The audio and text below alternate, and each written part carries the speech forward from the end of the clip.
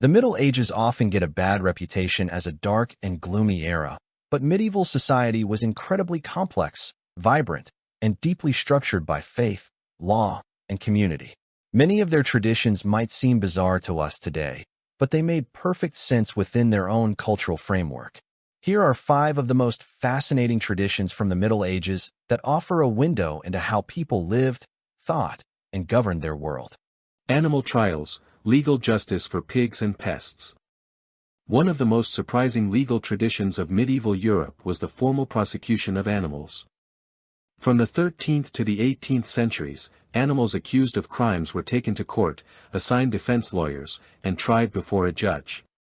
The accused, domestic animals like pigs and cows were usually tried in secular courts for violent crimes, such as injuring a child. If found guilty, they were often executed or exiled. Ecclesiastical trials, pests like rats, locusts, or weevils were tried in church courts for destroying crops. Since they couldn't be arrested, they were sent formal eviction notices or threatened with excommunication. The logic: this wasn't a joke to medieval people, it reflected a deep belief in a divinely ordered universe where every creature, human or animal, was subject to God's law and moral order.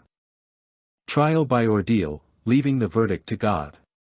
Before the widespread adoption of jury trials, guilt or innocence was often determined through trial by ordeal. The core belief was that God would physically intervene to reveal the truth and protect the innocent. Ordeal of fire: the accused might have to carry a red-hot iron bar or walk across glowing plowshares. Their hands or feet were bandaged, and inspected a few days later. If the wounds were healing cleanly, they were innocent. If infected, they were guilty.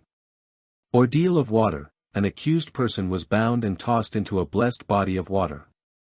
Since the water was pure, it was believed it would reject a guilty person, causing them to float. An innocent person would sink and be quickly pulled out. Trial by combat: nobles often settled disputes by fighting each other to the death, believing God would grant victory to the one in the right. The Feast of Fools: turning the world upside down. Medieval society had a rigid hierarchy, but they understood the need for a safety valve to release social tension. Enter the Feast of Fools, celebrated mostly in France around the New Year. Role reversal: on this day, the lowest-ranking clergy members, like subdeacons and choirboys, traded places with their superiors. They elected a Lord of Misrule or a boy bishop. Mockery: they wore ridiculous masks, sang bawdy songs instead of hymns, ate sausages at the altar, and mocked the solemn rituals of the church. The purpose: by temporarily allowing chaos and mocking authority, the church actually reinforced the normal order. Once the feast ended, everyone returned to their strict societal roles. The royal touch: curing disease by decree. In England and France, monarchs were believed to hold a divine, almost magical, healing power simply by virtue of being God's anointed rulers. The king's evil: this power was specifically used to cure scrofula, a form of tuberculosis that caused swollen lymph nodes in the neck, which became known as the king's evil. The ritual: thousands of afflicted people would line up during special ceremonies. The king or queen would touch the sick person's neck, pray over them, and present them with a gold coin. Endurance: this tradition lasted for centuries. In England, it only ended in the 18th century, showcasing the deep psychological connection between the monarchy and divine intervention. Chivalry: rough music community public shaming. If you broke an unspoken social rule in a medieval village, such as an older widower marrying a very young woman, or a husband allowing his wife to physically beat him, the community would exact their own form of justice. The noise: villagers would gather outside the offender's home in the middle of the night, banging pots, pans, and drums, blowing horns, and screaming. This was called chivalry, or rough music.